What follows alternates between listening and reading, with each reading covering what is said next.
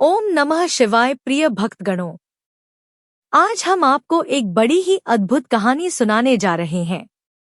अगर आप यह कहानी सुन रहे हैं तो कृपया पूरा सुने। इस कथा को आधा अधूरा छोड़कर जाने की गलती मत करना, क्योंकि इस पवित्र कथा को पूरा सुनने से मनचाहा फल की प्राप्ति होगी। इसलिए इस कथा को पूरा सुने। आप अगर भोलेनाथ के सच्चे भक्त हैं तो भोलेनाथ का अनादर ना करें। यह कथा बहुत ही आनंदित करने वाली कथा है। इस कथा को सुनकर आप निराश नहीं होंगे कि आपने अपना बहुमूल्य समय नष्ट कर दिया। आप भगवान भोलेनाथ की भक्ति में खो जाएंगे। तो चलिए इस कथा को शुरू करते हैं। श्रोताओं, एक जंगल में एक तोता और मैना ने प्रेम पूर्वक आपस में मिलकर रहा करते थे। उनमें बहुत प्रेम था। एक दिन किसी विवाद के कारण तोता और मैना के बीच झगड़ा हो गया। तोता ने कहा कि इस संसार में सबसे बड़ा पापी और विश्वासघाती स्त्री है। मैना ने जवाब दिया कि इस संसार में सबसे ज्यादा पापी और विश्वासघाती पुरुष होते हैं। जब वे दोनों आपस में लड़ते रहे और अपने विवाद का निदान के लिए वे भगवान शिव के पास गए और अपनी बात बताई। शिव जी ने तोते से कहा, तुम कैसे कह सकते हो कि संसार में स्त्री पुरुषों की अपेक्षा ज्यादा पापी और विश्वासघाती है। तोता बोला, प्रभु, मैं आपको एक कहानी को सुनाना चाहता हूँ जिससे हम सबको यह साबित होगा कि स्त्री पुरुषों की अपेक्षा ज्यादा पापी और विश्वासघाती होती है। फिर भगवान शिव जी बोले, ठीक है, तुम कहानी सुनाओ श्रोताओं। तब तक माता पार्वती आ जाती है और कहती है, मुझे भी यह कहानी सुननी है, मैं भी सुनना चाहती हूँ। तब भगवान शिव कहते हैं, ठीक है। फिर तोता भगवान शिव और माता पार्वती के सामने कहानी सुनाने लगता है। एक राज्य में भाद्रपद नाम का राजा राज्य करता था। उसके पास 4 बेटे थे जो सभी बहुत ही बहादुर और प्रतापी थे। लेकिन सबसे बड़ा बेटा, जिसका नाम चंद्रगुप्त था, वह न केवल प्रतापी बल्कि बहुत ही सुंदर भी था। उसकी पत्नी चंद्रप्रभा भी बहुत ही सुंदर और रूपवान थी। वह अपने आगे किसी दूसरी स्त्री को सुंदर नहीं मानती थी। एक दिन राजा भाद्रपद ने अपने बेटे चंद्रगुप्त को उसकी किसी बात पर नाराज होकर के राज्य से निकाल देने का आदेश दिया। राजा का यह आदेश सुनकर चंद्रगुप्त इस बात से चिंतित हो गया। फिर चंद्रगुप्त अपने महल में गया और उदास हो गया। उधर चंद्रगुप्त को उदास देखकर उसकी पत्नी ने पूछा, प्राणनाथ, आप उदास क्यों है? आप इतना मुरझाया हुआ क्यों है? राजकुमार होकर भी आप इस तरह चिंतित क्यों है? तब चंद्रगुप्त सोचने लगा कि मैंने बहुत बुरा किया है और अपनी सारी बात अपनी पत्नी को बता दी। उसी समय उसकी पत्नी भी दुखी हो जाती है। चंद्रप्रभा ने अपने पति राजकुमार चंद्रगुप्त से कहा, आप मुझे दासी पर छोड़कर परदेश चले जाएंगे तो मैं आपके बिना कैसे जी पाऊंगी? मैं भी आपके साथ ही चलूंगी। तब राजकुमार चंद्रगुप्त कहता है, तुम मेरे साथ कैसे चल सकती हो? क्योंकि दूसरे राज्य में अनेक प्रकार के संकट होते हैं और तुम नरम नाजुक महलों में रहने वाली महलों के बिना यह कष्ट कैसे बर्दाश्त कर पाओगी? फिर तो राजकुमार चंद्रगुप्त की बात को सुनकर रानी चंद्रप्रभा कहती है, प्रीतम, जितने भी दुख दूसरे राज्य में आएंगे वह सब हमारे साथ होते हुए सूखी से भी अधिक सुखमय लगेंगे। महल के सुख बिना आपके जंगल के दुखों से भी अधिक डरावने लगेंगे। इसलिए मैं भी आपके साथ चलूंगी।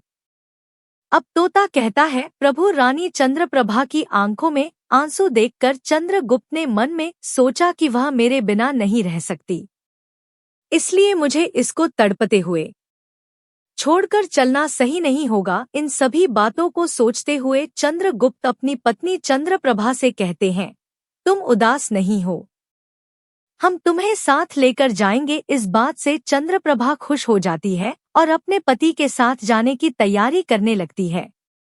अगली सुबह वे राज्य से बाहर निकलकर एक जंगल में पहुंचते हैं। चलते चलते थक जाते हैं और फिर उन्होंने एक बरगद के वृक्ष के नीचे विश्राम करने का निर्णय लेते हैं। वे बहुत थके हुए थे। ठंडी हवा के झोंकों ने उन्हें नींद तुरंत आ गई। परंतु कुछ देर बाद वहीं पर एक सांप ने रानी को काट लिया। फिर तोता कहता है, हे प्रभु आगे सुने। सांप के डस से ही रानी तड़पने लगी और चंद्रगुप्त की आंख खुल गई तो रानी को तड़पता हुआ देखकर और सांप को जाता हुआ देखकर चंद्रगुप्त बेचैन हो गए। फिर कुछ देर बाद रानी की मृत्यु हो गई। इस प्रकार मृतक रानी को देखकर चंद्रगुप्त ऊंचे स्वर में रुदन विलाप करने लगे।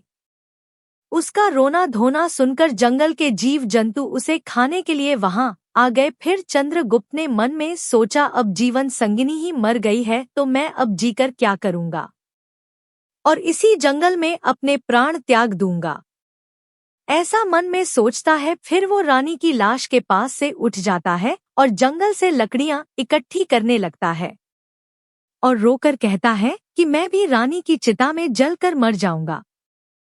बस उस समय स्वर्ग से एक देवदूत आता है और उसे रोते हुए देखकर उसके मन में दया आती है।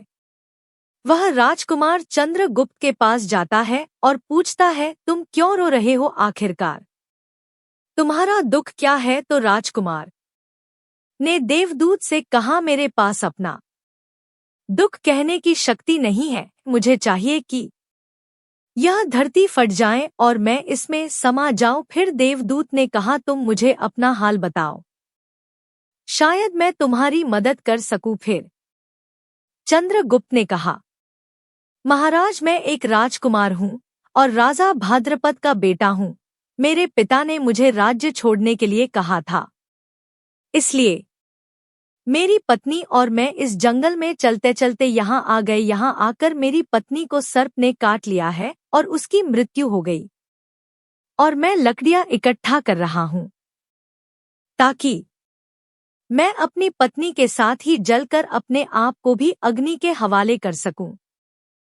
चंद्रगुप्त की बातों को सुनकर देवदूत कहते हैं, राजकुमार तू बड़ा मूर्ख है। यह संसार है, यहाँ इंसानों का आना जाना लगा रहता है। इस शरीर को एक दिन सबको त्याग देना पड़ेगा, तू भी इसे जानता है। इस संसार में कोई भी किसी के साथ नहीं आता और ना ही किसी के साथ जाता है, फिर भी तुम मूर्खों की तरह यह बात कर रहे हो।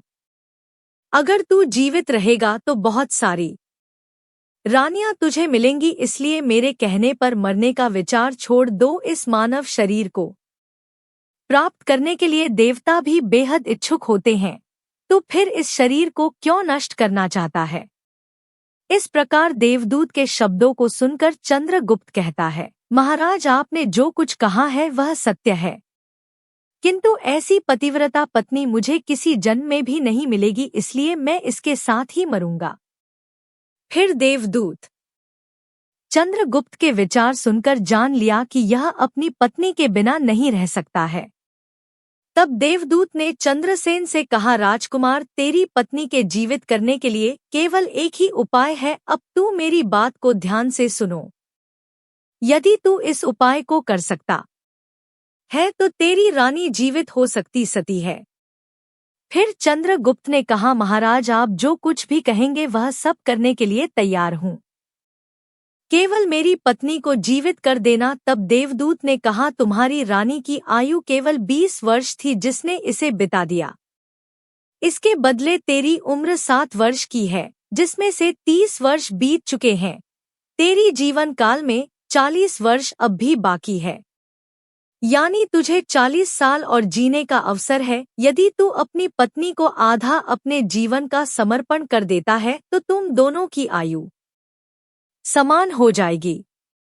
अगर तुम यह मान लो तो रानी जल्द ही ठीक हो जाएगी। इस तरह देवदूत की बात सुनकर राजकुमार चंद्रसेन ने कहा, मुझे मान्य है। फिर देवदूत ने चंद्रगुप्त के हाथ में पानी दिया और 20 वर्षों तक रानी के पैरों पर पानी डालने का संकल्प लिया। अब जैसे ही चंद्रसेन ने संकल्प किया कि वह जल को रानी के पैरों पर डालेगा, देवदूत ने कह दिया, पानी को पैरों पर डालने से पहले मेरे एक बात को ध्यान से समझ लो। इसमें एक गुप्त रहस्य भी है। अभी तो तुझे रानी की आवश्यकता है, तुम पानी डालकर उसको बचा सकते हो, लेकिन भविष्य में अगर रानी की आवश्यकता नहीं पड़ती है तो तुम अपने संकल्प को वापस ले सकते हो, और जब तुम वह संकल्प वापस लेते हो तो तुम्हारी रानी को तुरंत ही मौत आ जाएगी। परंतु एक बात हमेशा याद रखना, इस संकल्प को कभी वापस ना लेने की बात रानी से कहना मत, वरना तुम अपने संकल्प को वापस नहीं ला सकोगे। हमेशा याद रखना, जीवन में कुछ बातें हमेशा छिपा कर रखनी चाहिए, क्योंकि कभी कभी यह बातें काम आ सकती हैं।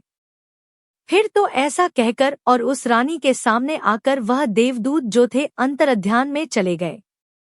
तब चंद्रगुप्त रानी से कहता है, आप सो गई थी, मैंने आपको नहीं जगाया। फिर चंद्रसेन कहने लगा, तुम बहुत थकी हुई थी इसलिए मैंने तुम्हें नहीं जगाया। इस प्रकार राजकुमार ने अपनी रानी से सारी बातें छिपा दी कि सर्प ने तुम्हें काट लिया था और तुम मर गई थी, मैंने तुम्हें फिर जीवित कैसे किया है, यह सब राजकुमार ने अपनी पत्नी से छिपा लिया। फिर तोता बोला, प्रभु। फिर वह दोनों आगे बढ़ गए। कई दिनों बाद उन्होंने एक बहुत ही सुंदर स्थान देखा। वहां पर एक फकीर की कुटिया थी। जब वे वहां पहुंचे तो उन्होंने देखा कि एक सुंदर युवक फकीर हुक्का पी रहा था। वे दोनों बहुत ही थके हुए थे, इसलिए वे फकीर के पास बैठ गए। उस समय राजकुमार ने रानी से कहा, रानी हमें प्यास लगी है, हम कुएं पर जाकर पानी पी आते हैं। अगर तुम भी प्यासी हो तो तुम्हारे लिए भी पानी ले आते हैं। तब राजकुमार की बात को सुनकर रानी ने कहा, मुझे तो प्यास नहीं लगी है, आप जाइए पानी पिए फिर वापस आइए। इसके बाद रानी का जवाब सुनकर राजकुमार एक लंबी रस्सी लेकर कुएं की ओर जा रहे हैं। चंद्रगुप्त पानी पीने पहुंचे तो राजकुमारी चंद्रप्रभा उस फकीर की ओर देख रही हैं। चंद्रप्रभा फकीर की सुंदरता को देखकर उस पर मोहित हो गई, अर्थात वह उसको दिल दे बैठी थी। अब वह फकीर से कह रही हैं, फकीर साहब आप यहाँ बहुत खुशी से रहते हैं। फकीर ने कहा, तुम भी मेरे साथ रह सकती हो, लेकिन तुम्हारे पति भी साथ में है, तो कैसे तुमको रख सकते हैं।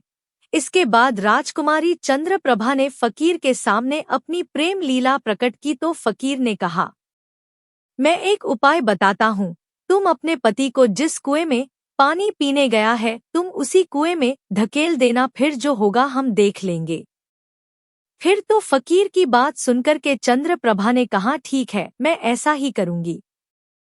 अब इतनी ही देर में राजकुमार चंद्रगुप्त पानी पीकर रानी के पास आया तो रानी कहने लगी, मुझे भी अब प्यास लग रही है, कुएं पर वापस चलकर के मुझे भी पानी पिलाओ। तो राजकुमार बोला, मैंने तुमसे पहले ही पूछा था और तुमने मना कर दिया था। खैर अगर तुमको प्यास लगी है तो मैं अभी पानी लेकर आता हूँ। तब चंद्रसेन पानी लेने चला तो रानी भी उसके साथ चल दी और कहने लगी, मैं भी तुम्हारे साथ चलती हूँ। बेचारा चंद्रगुप्त तो उसके प्रेम में पागल था, उसको क्या मालूम था कि यह मेरे प्राण लेने के लिए मेरे साथ आ रही है। श्रोताओं, वास्तव में विद्वान सच कहते हैं कि स्त्रियों के चरित्र को देवता भी नहीं जान सकते। मानव क्या चीज होता है, उनके जाल में अच्छे बुद्धिमान भी फंस जाते हैं। जब राजकुमार चंद्रगुप्त कुएं पर जाकर पानी भरने के लिए डोल भरता है तो रानी ने अपने पति यानी राजकुमार चंद्रगुप्त को धक्का देकर कुएं में गिरा देती है और खुद फकीर के पास चली जाती है। वह फकीर रानी को अपने साथ ले जाकर एक राज्य में बस जाता है। वहां दोनों खुशी से रहने लगते हैं। फकीर ने फिर रानी को ऐसा नाचना और गाना सिखाया कि वह नृत्यांगना के रूप में मशहूर हो गई। धीरे धीरे वह राजकुमारी पूरे नगर में प्रसिद्ध हो गई। इस तरह रानी के नृत्य और गीत के कारण वह फकीर के पास लाखों रुपए बन गए। रानी भी उस फकीर के साथ मस्ती में रहने लगी थी। जिस समय रानी ने अपने पति चंद्रगुप्त को कुएं में ढकेल दिया था तब संयोग से एक जंजीर जो कुएं में लटकी थी उसे पकड़ लिया था। चंद्रगुप्त ने उसको पकड़ा और कुएं में लटकता रहा। ईश्वर को याद करते हुए वह सोचने लगा, क्या यही मेरे प्यार की सजा है। और कुछ समय बाद बंजारों का एक काफिला वहां आया। काफिले में से एक बंजारा डोल लेकर कुएं का पानी भरने लगा। जब उसने पानी में डोल डाला तब चंद्रगुप्त ने उसका डोल हाथ से पकड़ लिया। बंजारा यह देखकर चौंक गया और पूछा, तुम कौन हो? राजकुमार चंद्रगुप्त ने कहा, भाई मैं आफत का मारा हुआ हूँ, मुझे यहाँ से निकालो और मेरी जान बचाओ। मैं सारी जिंदगी आपके उपकार को नहीं भूलूंगा। और ऐसा कह करके राजकुमार बंजारे से प्रार्थना करने लगा। फिर तो राजकुमार चंद्रगुप्त के दुख को देखकर कि उस बंजारे को उस पर दया आ गई और उसने चंद्रगुप्त को कुएं से बाहर निकाल लिया और फिर पूछा, यह भाई तुम कौन हो? तुम इस कुएं में कैसे गिरे? तुम मुझे अपना हाल बताओ। तब चंद्रगुप्त ने कहा, भाई मैं अपना हाल आपसे कैसे कहूँ, जो मुश्किलें मेरे साथ हुई हैं। भगवान ना करे किसी के साथ ऐसा हो। फिर चंद्रगुप्त ने कहा, यदि तुम मुझसे जानना ही चाहते हो तो मैं आपको अपनी कहानी सुनाता हूँ। मैं एक राजकुमार हूँ। मेरे पिता ने मुझे राज्य से निकाल दिया था और उस बंजारे से सारा हाल कह सुनाया। मैं कुएं से पानी निकाल रहा था तो उसने मुझे पीछे से धक्का दिया। कुएं में लटकी हुई एक जंजीर मेरे हाथ में आ गई, जिससे मैं कुएं में गिरने से बच गया। और फिर जब आप आए तो मैंने आपको आवाज दी, जिसके बाद आपने मुझे कुएं से बाहर निकाला। अब तोता बोला, प्रभु। इस प्रकार राजकुमार चंद्रगुप्त ने दुखी मन से सारा हाल उस बंजारे से कह दिया और फिर अपनी व्यथा सुनाकर चंद्रगुप्त चुप हो गए। उधर बंजारा ने उसकी बात को सुना और रानी की करतूत सुनकर दुखी होकर कहा कि स्त्रियों का चरित्र भगवान भी नहीं समझ सकते तो मनुष्य कैसे समझ सकता है। ऐसे कहकर बंजारा ने चंद्रगुप्त के सिर पर हाथ फेरा और कहा, तुम चिंता मत करो, भगवान बड़े दयालु हैं, वह तुम्हारी सहायता करेंगे। फिर उसने और कहा, तुम चाहो तो हमारे साथ कुछ दिन रुक सकते हो। राजकुमार चंद्रगुप्त ने उन बंजारों के साथ रहने को सहमत हो गया। फिर उनकी सहायता से वह कुछ दिनों बाद उसी राज्य में पहुंचा जहां उसकी पत्नी चंद्रप्रभा और वह फकीर रह रहे थे। उस राज्य को देखकर वह बंजारे से कहा, भाई मेरी इच्छा है कि तुम कुछ दिन इस राज्य में रहते हैं। तब बंजारे ने कहा, आप जैसे चाहे, मुझे कोई आपत्ति नहीं है। राजकुमार चंद्रगुप्त जो बंजारे से विदा होकर राज्य में आया, काम की तलाश में घूमने लगे। कुछ दिनों बाद राजकुमार की मेहनत परिश्रम देखकर उसे एक बड़ व्यापारी ने अपने पास नौकरी पर रख लिया। इस तरह राजकुमार ने उस व्यापारी के पास रहना शुरू किया और बड़ी मेहनत और प्यार से अपने कर्तव्यों का निर्वाह करना शुरू किया। यह देखकर उस व्यापारी ने चंद्रगुप्त को बड़ सम्मान दिया और उसे अपने यहाँ का मुनीब बना लिया। और इस तरीके से राजकुमार चंद्रगुप्त के दिन बड़ी खुशी खुशी गुजरने लगे। अब एक दिन नगर के राजा के यहाँ चंद्रप्रभा के नृत्य का आयोजन हुआ। राजा ने उस शहर के सभी बड़े व्यापारी और सेठों को अपने यहाँ नृत्य देखने के लिए आमंत्रित किया। जब राजकुमारी चंद्रप्रभा का नृत्य होने वाला था, शहर के सभी व्यापारी और सेठ साहूकार राजा के यहाँ पहुँच गए। चंद्रगुप्त जो रानी के नृत्य और गायन की प्रशंसा सुनता था, उसने भी सोचा कि मुझे इस नृत्य को देखना चाहिए। उसने भी राजा के दरबार में सेठ के साथ यहाँ पहुँच गया। रानी ने अप्सरा के समान नृत्य किया और उनकी सुरीली आवाज में कई सुंदर रागों को प्रस्तुत किया। उनके गीतों को सुनकर महफिल के सभी लोग आश्चर्य में आ गए और सभी बहुत सारे इनाम दिए। इसके साथ ही राजा से लेकर प्रजा तक सभी ने उन्हें प्रशंसा की। राजकुमार चंद्रगुप्त अपने हाथ की अंगूठी उठाई जिसमें हीरा जड़ा हुआ था और फिर वह उसे उतारकर रानी चंद्रप्रभा को भेंट कर दी। इसके बाद रानी चंद्रप्रभा ने अंगूठी को पहचान लिया और मन ही मन में कहने लगी, यह तो बहुत बड़ा आश्चर्य हो गया। मेरा पति जिंदा है और यहाँ पहुँच गए हैं। अब वह मुझे छोड़ेगा नहीं, इसलिए मुझे कुछ ऐसा करना चाहिए जिससे वह मारा जा सके। उसने मन में सोचा, अब मैं यहाँ के राजा को एक सुरीली गाना और नृत्य सुनाऊंगी और राजा के आदेश से उन्हें मारवा दूंगी। इसके बाद राजकुमारी चंद्रप्रभा ने एक सुरीली गाना और नृत्य को सुनाई रानी की। इस बसंत की बहार को सुनकर राजा खुश हुआ। वह चंद्रप्रभा को वो बोले, मैं तुम पर बहुत खुश हूँ, तुम मुझसे क्या मांगती हो? तब राजकुमारी ने कहा, अगर आप मुझसे प्रसन्न है तो सबसे पहले मुझे वचन दीजिए, और फिर जो कुछ मैं मांगूंगी वह आप मुझे वही देंगे।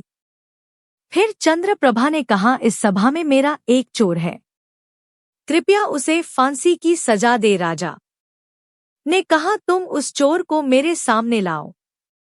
रानी ने उसका हाथ पकड़ा और उसे राजा के सामने ले गई। राजा ने अपने सैनिकों को आदेश दिया कि उस चोर को जल्लादों के पास ले जाओ और उसे चोर को फांसी पर चढ़ा दो। इसी बीच चंद्रगुप्त का सेठ भी वहां पहुंचा। वह डरकर चंद्रगुप्त के पास गया और पूछा, तुमने क्या चुराया? इस नृत्यांगना का, जिसके कारण वह तुझे मारना चाहती है। चंद्रसेन ने अपने मालिक से कहा, मालिक मैंने कुछ नहीं चुराया है, बस आप इस राजा को केवल यह बता दो कि वह मेरी दो बातें सुन ले, इससे मेरी जान बच सकेगी। अब चंद्रगुप्त का मालिक इसे सुनकर अपने साथी व्यापारियों और साहूकारों के पास गया और सभी ने मिलकर मशवरा किया। उन्होंने कहा, मित्रों, या तो राजा न्याय करें या हम सभी इस शहर को छोड़कर कहीं और चले जाएंगे। और इस प्रकार सभी व्यापारी राजा के पास गए और कहने लगे, राजा साहब, हमारा मुनीब निर्दोषी है, उसे मार देने का आपका आदेश है। वह कह रहा है कि वह अपनी दो बातें आपको कहना चाहता है, फिर भी आपको लगे कि उसने अपराध किया है तो उसे फांसी दे देंगे। लेकिन मेरे मरने से पहले राजा केवल मेरी दो बातों को जरूर सुने। फिर राजा ने व्यापारियों की बात सुनकर कहा, ठीक है, मुनीब को बुलाओ। चंद्रगुप्त को लेकर राजा के सामने लाया गया और राजा ने, कहो, तुम जो कुछ कहना चाहते हो वो मेरे सामने कहो। तब राजकुमार ने कहा, महाराज, मैंने क्या दोष किया है जिसके कारण आपने मेरी हत्या का आदेश दे दिया है? फिर उसकी बात को सुनकर राजा ने कहा, तू इस नृत्यांगना का चोर है? तो चंद्रगुप्त ने कहा, नहीं महाराज, मैं इस कुलटा स्त्री का पति हूँ, जिसने कुएं में धकेल कर एक फकीर के साथ चली आई है। राजकुमारी चंद्रप्रभा ने समझ लिया कि बात बिगड़ रही है। तब राजा से कहती है, महाराज, मैं कुलटा हूँ, यह झूठ बोल रहा है। यह कौन है? मैं इसे जानती तक नहीं, यह तो मेरा चोर है, मैं सिर्फ इतना ही जानती हूँ। फिर राजकुमार चंद्रगुप्त ने कहा, महाराज ठीक है, अगर यह मेरी पत्नी नहीं है तो वह सब कुछ जो मैंने रास्ते में छोड़ा था वह मेरी अमानत के रूप में वापस कर दें। फिर चंद्रगुप्त रानी की ओर देखे। राजकुमार ने अपनी अमानत को लौटाने की बात की तो राजकुमारी चंद्रप्रभा ने इसे स्वीकार कर लिया। तब चंद्रसेन ने कहा, अच्छा, अब तुम अपने हाथों में पानी लो, हमारा न्याय इसी सभा में होगा। पानी लेकर वह जमीन पर रखा और कहा, वह वस्तु जो मेरे पास रास्ते में दी गई थी मैं अब वापस कर रहा हूँ। रानी ने भी पानी लिया और कहा, जो वस्तु इसने मुझे रास्ते में दी थी मैं अब वापस कर रही हूँ। जैसे ही वह अपने हाथों का पानी छोड़ा, रानी के प्राण छूट गए। यह दृश्य देखकर वहां के लोग हैरान रह गए। तो राजा यह देख चिंतित होकर चंद्रगुप्त से कहा, यह क्या हो गया, बताओ मुझे सच्चाई। तब राजकुमार चंद्रगुप्त ने अपनी कहानी शुरू की, अपने जीवन की सब घटनाओं को खुलकर बताते हुए उसके देश निकाले जाने से लेकर अब तक के सभी घटनाओं को सुनाया। राजा ने सब कुछ सुनकर चंद्रगुप्त को अपने गले लगा लिया और अपनी बेटी की शादी चंद्रगुप्त के साथ कर दी। तोता ने कहा, प्रभु, मैंने इस कहानी को सुना है, मैं भी स्त्रियों से घृणा करता हूँ और मैं यह कह सकता हूँ कि इस संसार में स्त्रियां पुरुषों से अधिक पापी और विश्वासघाती होती हैं। अब श्रोताओं, एक बार तोते ने भगवान शिव और पार्वती को इस कहानी से यह बताया कि स्त्री पुरुषों की तुलना में अधिक पापी और विश्वासघाती होती हैं, जो सभी को इसे सुनकर हैरानी में डाल दिया। पार्वती ने कहा, प्रभु मुझे लगता है कि तोता सच कह रहा है।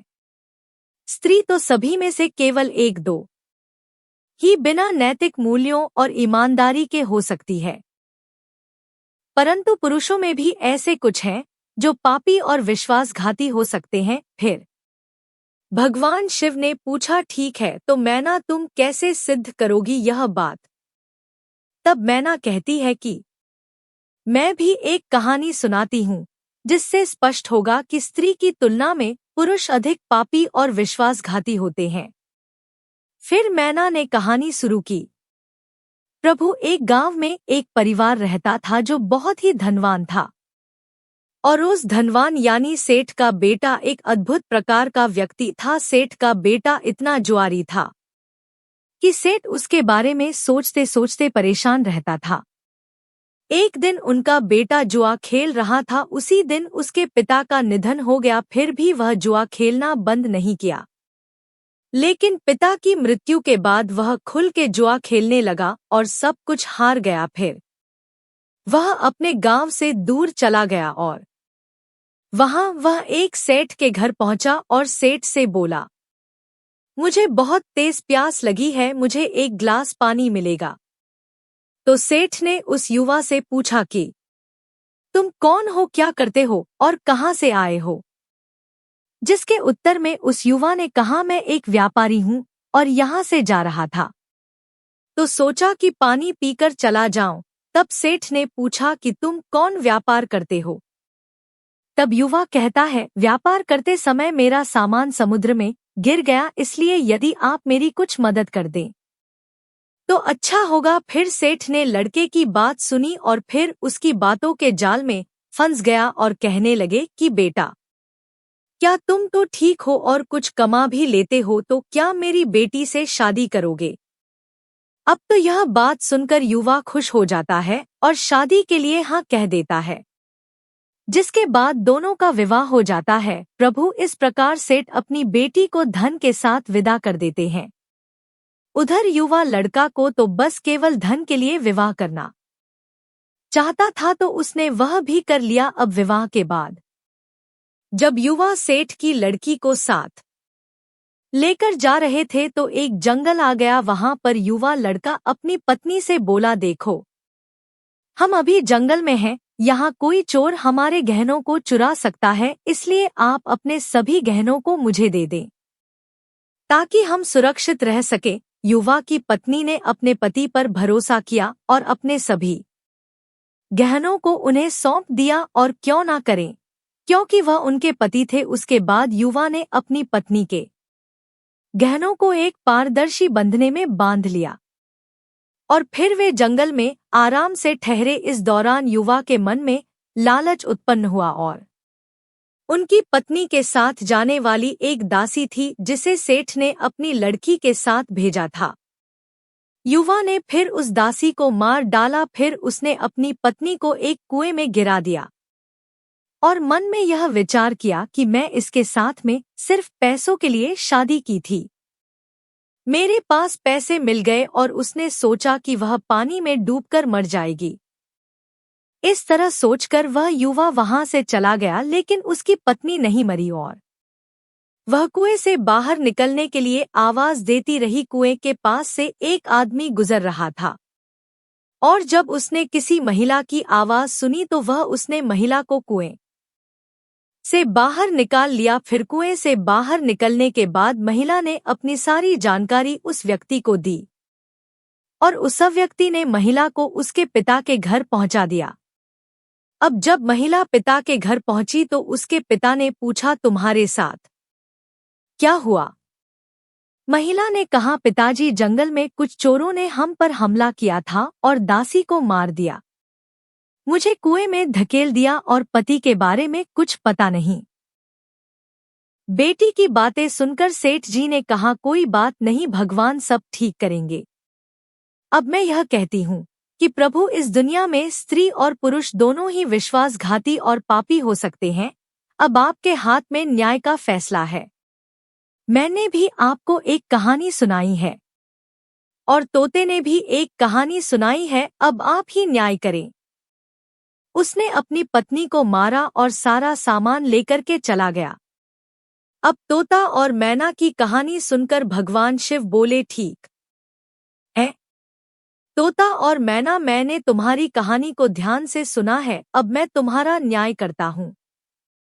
सच में इस संसार में स्त्री और पुरुष के बीच ज्यादा पापी या विश्वासघाती कौन होता है? यह मेरे लिए स्पष्ट है, शिव जवाब देते हैं। बिना किसी शंका के यह सत्य है कि इंसान की सोच उसके इस स्तर से नीचे जा सकती है और वही पापी और विश्वासघाती होता है, चाहे वह स्त्री हो या पुरुष। इंसान को किसी भी प्रकार के पाप करने से पहले यह सोचना चाहिए कि क्या वह सही है या नहीं। पापी और विश्वासघाती होने की कोई जाति नहीं होती, वह इंसान की सोच और कृतियों का परिणाम होता है। श्रोताओं, वास्तव में इंसान की सोच उसके स्तर से नीचे जा सकती है और यही पापी और विश्वासघाती बना देता है। उम्मीद है आप सभी को यह वीडियो अच्छी लगी होगी। अगर आप शिव के सच्चे भक्त हैं तो चैनल को सब्सक्राइब और वीडियो को लाइक करके कमेंट में हर हर महादेव लिख दीजिए।